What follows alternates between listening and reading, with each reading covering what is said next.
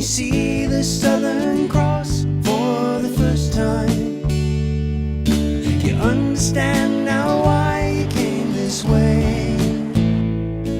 'Cause the truth you might be running from is so small, but it's as big as the promise of the coming day. So I'm sailing for tomorrow, my dreams are a-dying, and my love is an anchor tied to you, tied with a silver chain. I have my ship, and all her flags are a-flying. She is all that I have left, and music is her name. Think about. From east to west, navigating across the Pacific, you start with Micronesia, which means small, then Melanesia, which means black, and then Polynesia, which means many. Yorana is hello in French Polynesia. Territory is divided into 5 archipelagos spread out far and wide. It's stunningly beautiful, and even though you're prepared for it or think you are, it still makes your jaw drop. The Society Islands are the largest archipelago and split into 2 groups. The Windward Islands include Tahiti and its nearby neighbor Moorea, and the Leeward Islands, which include Bora Bora, Huahine, Raiatea, and Tahaa.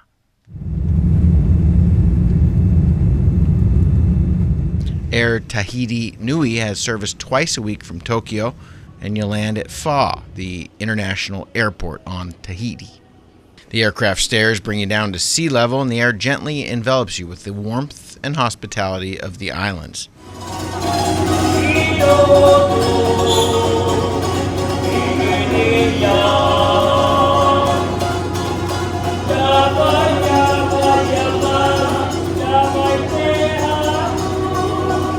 Some people just say, man, it is hot. The soft sound of music welcomes those coming home or those coming for a visit. The island here has a ringed road that can quickly get you up to some black sand beaches with waves aplenty. It's a friendly place to surf, and locals seem happy to share in their warm, clear, and consistent good fortune.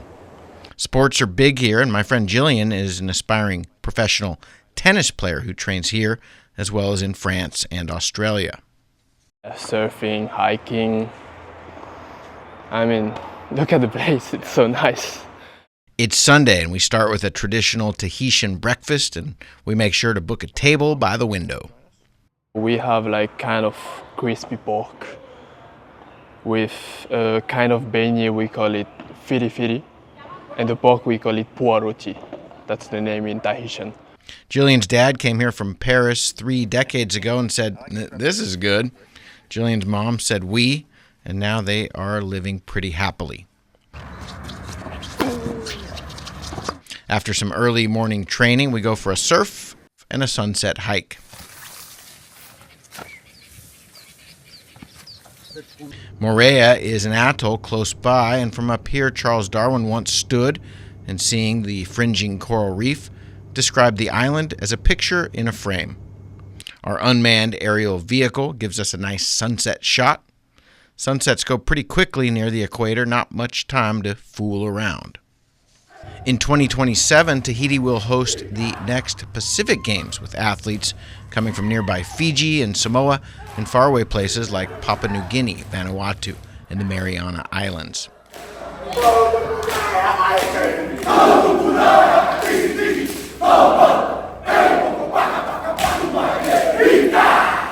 Team Tahiti is getting ready to host, and that means practicing some tourneurs de son. We call them titty twisters in English. Passion runs deep here. Papeete is a gathering place for our group. We've come to set sail.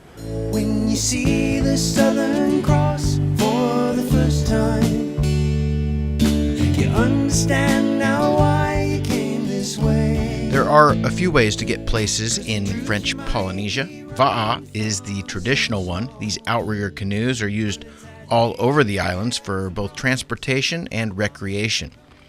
We've come here to sail, and we jump in a small plane to get over to the Leeward Islands and pick up our boat. The flight gives us a good look at the seascape below, and we soon put our wheels down in Raiatea.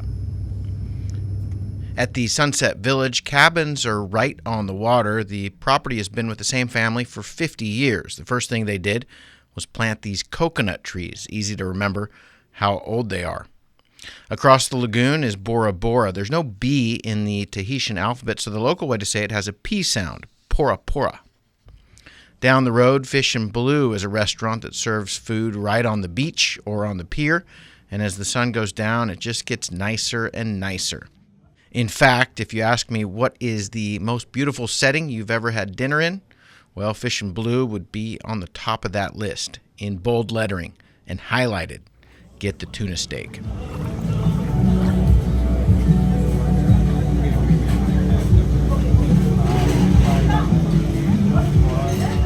Raiatea is the home of Dream Yachts, and here we pick up our boat for a week of sailing, which means the opportunity to go nowhere fast at great expense with a real risk of becoming ill.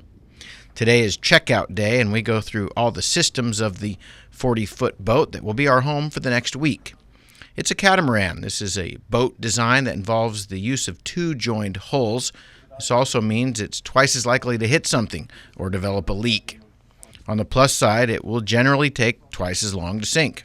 We are a team of 4. 2 of us know what we're doing. 2 of us are here to learn or offer moral support. Len Gregory will be our captain for the week. I actually didn't really fall in love with the ocean until I was in high school and got a job in a boatyard. David Winkler is the executive officer. It's in my blood.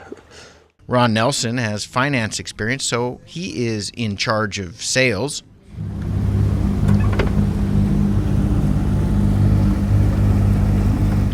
And Chris Nelson, that's me. I was able to secure nepotistic passage when Ron told the captain that I had a lot of anchor experience.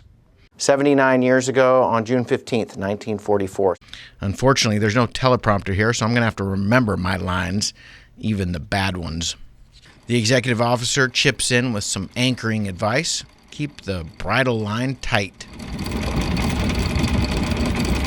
Our boat is what is known as a bare-bones charter. It means we are sailing ourselves. But before they give us the keys, the company man, Olivier, describes some of the systems. Actually, nobody say nothing. There are 4 cabins, all in different colors. I get to choose last, but I will embrace the pink. Olivier shows us the charts. This is a special type of map which can show you exactly where you have run aground. This door opens to let the air in, and I don't really see us closing it for the next week or so. Electric breakers are down here. So service battery breaker for the water maker. Twin Yanmars will provide some horsepower if the wind power dies down.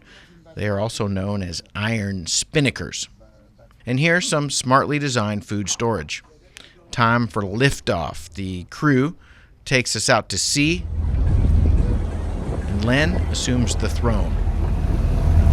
Back in the saddle again. Back in the saddle indeed. Then the crew jumps on a little Zodiac, and we are on our own. Wait, did we buy the insurance? Moments later, the mainsail goes up, and we are under wind power in the South Pacific. The best part about sailing is being in the present, because when you're in the moment out here, it's like you're communing with Mother Nature and nothing can go wrong, although occasionally it does. We're headed to Huahine, where we will anchor for the night. Seas are calm, wind is gentle. Captain Len has his thinking cap on as we approach the surrounding coral reefs. You need to understand the color of the water, but also understand the markings and what they mean. On long voyages, you sail 24/7, and there are a number of safety precautions you need to take to minimize accidents, both for the boat and for those on board. Finding someone at night in the middle of the ocean where there's any kind of sea state is very, very difficult. So you run these lines from the bow to the stern. They're called jack lines, and you hook into those lines. They're named after Jack LaLine. A joke, a sailing joke. I like it. All jokes aside, our plan is to sail each day and be inside the lagoon of each respective island well before nightfall. Both of these seasoned sailors appreciate the water and the surroundings. My therapy. I love being here more than just about anywhere. We enter the lagoon, find a place to anchor, enjoy the sunset and the moon rise. When you see the Southern Cross for the first time, you understand now why you came this way. We're sailing in the Leeward Islands, Raiatea, Bora Bora, Huahine, and Tahaa. 4 islands, countless memories, and one boat to carry us through. The journey begins in Raiatea, the sacred island, and spreads across this turquoise playground of the Pacific. It's absolutely gorgeous here on all of these Tahitian islands. The flora and fauna are beautiful. The watercolors are gorgeous. The fish in the ocean are diverse. Huahine is considered the cradle of Polynesian culture and was once the home of Tahitian royalty. It has the largest concentration of ancient temples in French Polynesia. As my good friend Len Gregory would say, it's very chill. Len and Dave take turns at the helm. Despite their chill nature, there's a lot going on under the hood and plenty to ponder. You really, at all times, need to know where you are so you can anticipate the problems before you have them. Well, it's always nice if you have charts, but when you don't, watercolor is the primary indicator of depth. First mate Ron Nelson is a captain himself, but his expertise is best felt thousands of feet above sea level. It's all in what you like. I suspect that the way I feel in my head when I'm flying at 36,000 feet is the way Len and David feel when they're sailing along at 2 knots, bouncing up and down in the water, but not hearing anything. I mean, the silence is pretty golden. On Huahine, we anchor the boat. The portion of an anchor that digs securely into the bottom is called the fluke. It's also the word for any occasion when this occurs on the first try.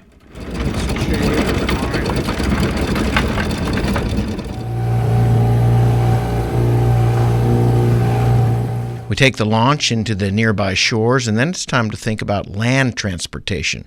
We walk into a scooter shop, which has a nice fleet of bikes. Oh, the only thing, sir, is I only take cash if it's okay for you. Yes. Cash only is okay with us. Any other local tips? Just here, for the two scooter, the fuel charge doesn't work, but it's not a big deal. Our guide says plenty of gas for one day. Don't worry about the gauge. And he's right. These 125cc machines are perfect for efficiently exploring the ring road.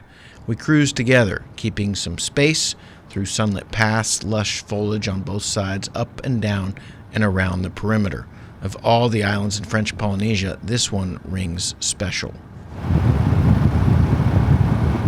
I think my favorite island is Huahine because it's just like a garden. And the wonderful thing that we had a chance to do this time, and I did the last time I was here, is you get to these islands and you rent a scooter and you see the land and how the people live, and you get to feel the environment.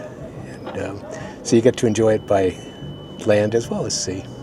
You know, there's nothing like a 2-lane road, you know, with hardly anybody on it, where you're able to enjoy everything around you without worrying about somebody's going to run into you or you're going to run into somebody else.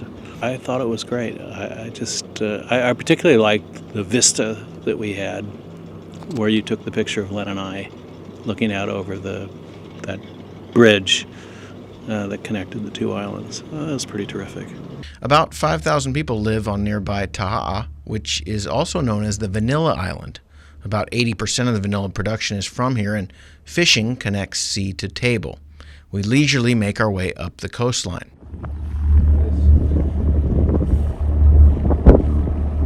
Life on the boat quickly settles into a routine. Anchors up in the morning, explore and sail by day, find a safe place to anchor in the late afternoon, and then cook dinner on the boat. Evening's always a good time for reflection on the days past and the days to come. What's it mean to you to be able to do a trip like this with Ron, who you've known since you were a kid?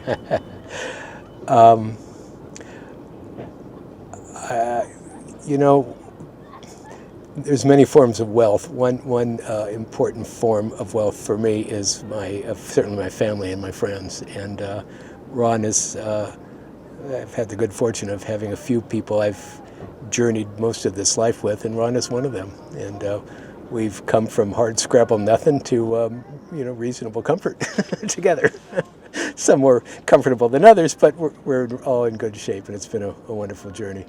Tahaa has some incredible snorkeling. We jump in for a look at the beautiful sights just under the waterline. These small land masses on the reef are a little too small to be called islands. The Tahitians call them motus. Fish and coral abound here, and there's a bit of a current from the changing tides. Nearby coconut trees give an Instagram perfect look to it all. I probably should get on Instagram one of these days. I think of my Instagram use kind of like a tattoo. I don't have one, don't think I want one, but I am keeping my options open. Across the water, Bora Bora rises. Its 2 volcanic peaks, towering more than 2,000 feet. Legendary. For sheer beauty, nothing surpasses this lagoon. There are 2 ways to enter the Bora Bora Yacht Club. Choose the ocean side if you can. Eating here comes with quite a view. There is fish on the menu and fish right alongside of you. The tuna steak sandwich gets high marks. We cruise through the lagoon, and there are so many over-the-water bungalows, it is too many. This lagoon is, in my opinion, overdeveloped with hotels, and I don't get the tranquility vibe that we get on some of the other islands. But for sheer beauty, nothing surpasses this lagoon. We are happy to be on a bungalow that moves. We anchor the boat and go for a late afternoon ride about looking for sea life. I would just keep your eyes peeled. We'll probably there's one right there. See it? So cool. In the clear water, it's pretty easy to spot the gentle creatures cruising along the sandy bottom. We settled down for the night with stars in our eyes. When you see the Southern Cross for the first time, you understand now why you came this way. Up at the crack of dawn, we take our small rigid inflatable and head into a spot not marked on any map. In fact, we are the only ones in the water. Have we found the secret spot? And it gets better. Under the water, we find some ancient scrolls. Perhaps these were created 2,000 years ago by the first Polynesians. Wow, I didn't realize they had such a command of English. The water clarity is amazing and good for everyone to jump in and enjoy, because very soon there will be no more snorkeling. We will have more on that later.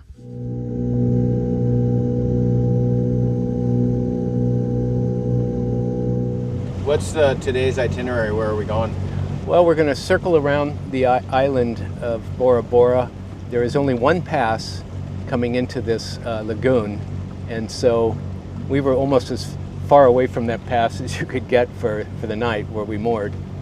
So now we're circling around to exit the pass and then get outside the reef, and then we'll decide where we go somewhat based upon the wind direction. If we can get to Tahaa, we'll go to Tahaa. If the wind prefers that we go back to Raiatea, we'll go there. So we have options.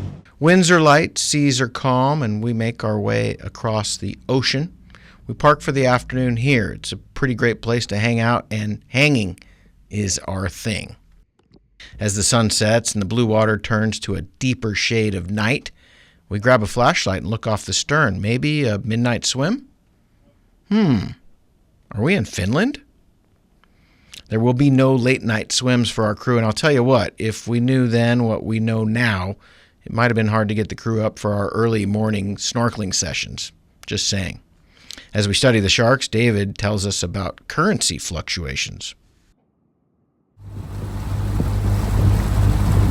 In the morning, we sail for our home port and sadly turn in Petunia. She has served us well. All of us will take away some very special memories from this trip just south of the equator. I love our family, and I love getting together, getting everybody together. I mean, I look forward to it every year, and I feel blessed that I can do it, and I'll do it as long as I can. What are your takeaways from this trip with this group? Absolutely chill. Well, listen, Chris, I've been with you on a number of, for decades, we've been doing adventures together, and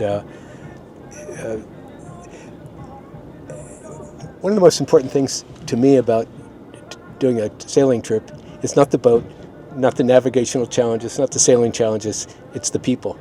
And I'm very, very particular who I would spend a week in close quarters with. And I knew this group would be very compatible, and it certainly was. We thoroughly enjoyed each other, and everybody contributed in their own way. All right. Anything else? Any parting thoughts on this trip? I'm grateful to have the knowledge and the means to be able to do these types of adventures, and I hope to be able to do them into my doddering old age, which is rapidly approaching. Silver chain, I have my ship, and all the flags are a-flying. She is all that I have left, and music is her name. Think about how many times I have fallen. What heaven brought you and me, Lord, your voice is calling. What heaven brought you and me cannot be forgotten.